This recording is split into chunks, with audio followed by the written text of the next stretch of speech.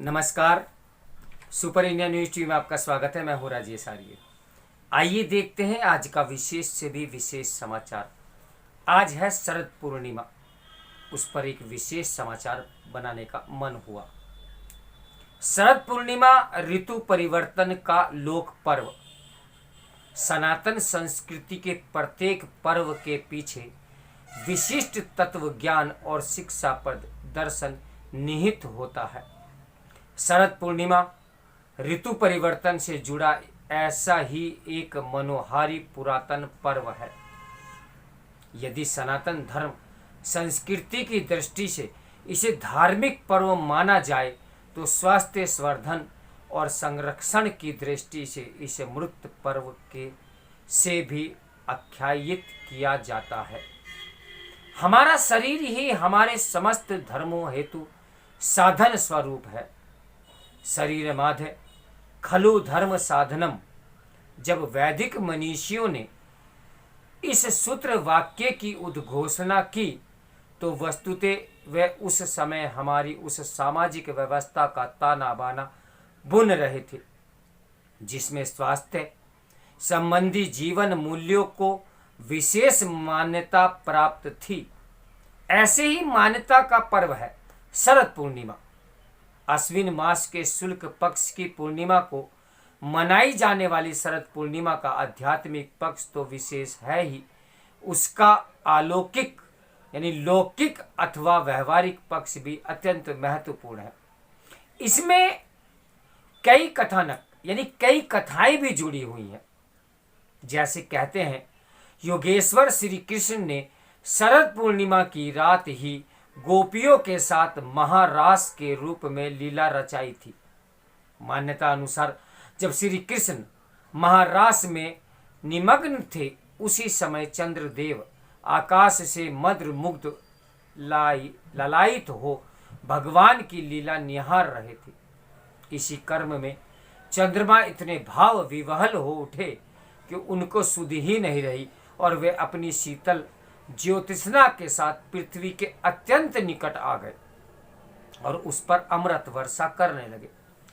तब से लेकर आज तक हर शरद पूर्णिमा को महारास के अवसर पर चंद्रमा की किरणें उसी प्रकार अमृत वर्षा पृथ्वी पर करती हैं और सांसारिक प्राणियों को विविध प्रकार से वरदान अनुदान से परिपूर्ण भी करती हैं। एक कथानक यह भी है कि महाभारत के भीषण संग्राम के पश्चात मानसिक रूप से व्यथित पांडवों ने श्री कृष्ण के परामर्श पर द्रौपदी के साथ शरद पूर्णिमा की रात्रि को गंगा स्नान कर मानसिक संताप से मुक्ति पाई थी। मन को शीतल करती कलाएं चंद्रमा को वेद पुराण ग्रंथों में मन के तुल्य स्वीकार किया जाता है। चंद्रमा मनसो जाता।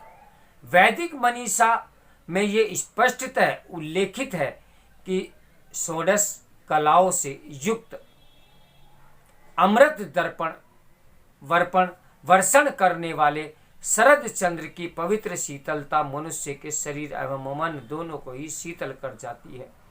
यही कारण है कि इस रात्रि को सकारात्मकता प्रदान करने वाली तथा आरोग्य वर्धनकारी कहा गया है।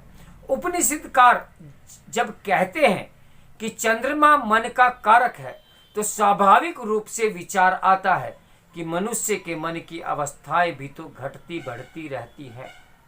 चंद्रमा की षोडश कलाएं वस्तुतः मन की ही तो विविध दशाओं का प्रतीक है। अब अमृत वर्षा का रहस्य।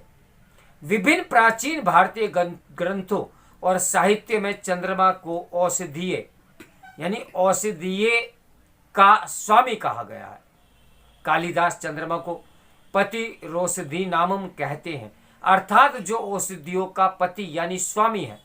पुराणों में स्पष्ट रूप से वर्णन आता है कि चंद्रमा में जो अमृत युक्त तेज पृथ्वी पर ज्योत्सना के माध्यम से गिरता है उसी से औषधियां जन्म लेती हैं। यही कारण है कि आयुर्वेदाचार्य पूरे वर्ष शरद पूर्णिमा की प्रतीक्षा करते हैं और इस विशेष रात्रि में अपनी समस्त जड़ी बूटियों को उस अमृत चांदनी में पहले से अधिक शक्ति संपन्न और प्रभावशाली बनाने हेतु छोड़ देते हैं। इसका तत्व दर्शन आधार यह है कि शरद पूर्णिमा पर चंद्रमा पृथ्वी के सर्वाधिक निकट होता है। अंतरिक्ष में विद्यमान समस्त ग्रहों से निकलने वाली सकारात्मक ऊर्जा चंद्र किरणों के माध्यम से पृथ्वी पर पड़ती है, जो मानव शरीर और मस्तिष्क हेतु सकारात्मक ऊर्जा प्रदान करने वाली और मानव शरीर के ऊर्जा चक्रों को अपार ऊर्जस्वित बनाने वाली होती है।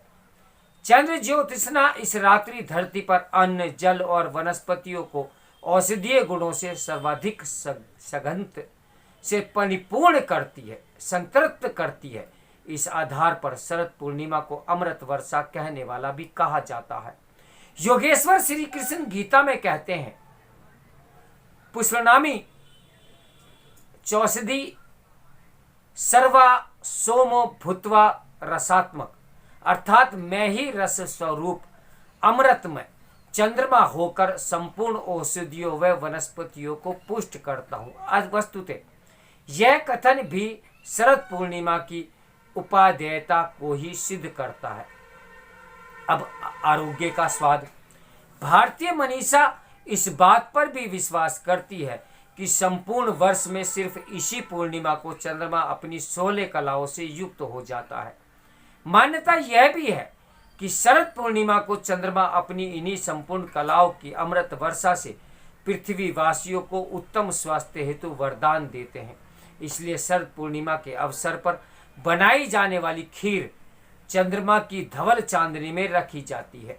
ये जन सामान्य को आरोग्य प्रदान करती है, वही इसे त्रिदोष समक माना जाता है। ज्येष्ठ, आषाढ़, श्रवण तथा भाद्र पक्ष में शरीर में जो पित्त संचित हो जाता है, उसका शरद में समन निश्चित है। यह खीर जब संपूर्ण रात्रि अमृत ज्योत्सना के कलेवर को स्वम में धारण करती है और वही खीर जब सुबह खाली पेट ग्रहण की जाती है तो आरोग्यवर्धक और रोग प्रतिरोधक सिद्ध होती है। खुले आकाश के नीचे शरद पूर्णिमा की रात्रि को रखी जाने वाली खीर का औषधीय साथ ही साथ वैज्ञानिक महत्व भी अब सिद्ध किया जा चुका है।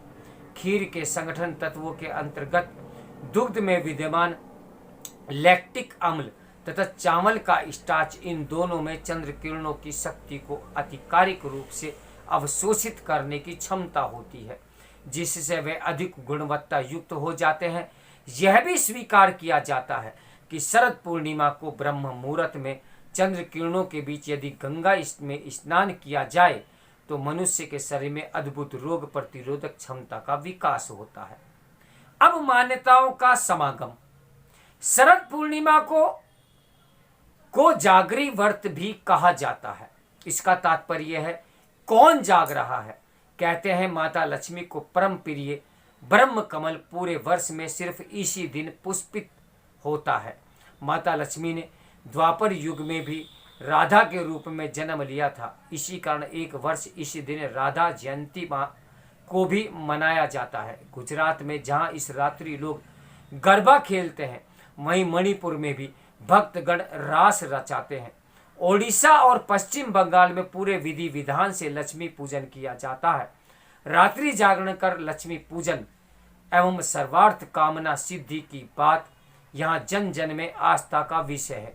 ओडिशा में ये विश्वास है कि इसी दिन देवी पार्वती और आदि देव महादेव के ज्येष्ठ पुत्र कार्तिकेय का जन्म हुआ था। यह इसे कुमार पूर्णिमा भी कहा जाता है और कुंवारी कन्याएं कार्तिकेय तुल्य आकर्षक और पराक्रमी पति पाने हेतु इनकी पूजा करती हैं। राम कथा के आदि सर्जन महर्षि वाल्मीकि की जयंती भी इस पर्व से जुड़ी हुई है। वस्तुतः शरद पूर्णिमा पर लक्ष्मी पूजन, चंद्र दर्शन का विशेष महत्व है। परिवार के साथ जब खीर का भोग लगाया जाता है तो इससे हमारे परंपरागत संयुक्त पारिवारिक मूल्यों को सहज भी बढ़ावा मिलता है। तो आप सभी को शरद पूर्णिमा की बहुत बहुत बधाई और शुभकामनाएं। मेरे साथ आज जो शरद पूर्णिमा पर यह समाचार अंकित मैंने किया है उस पर अमल में लाएं। नमस्कार, मैं हूं राजेश आर्य।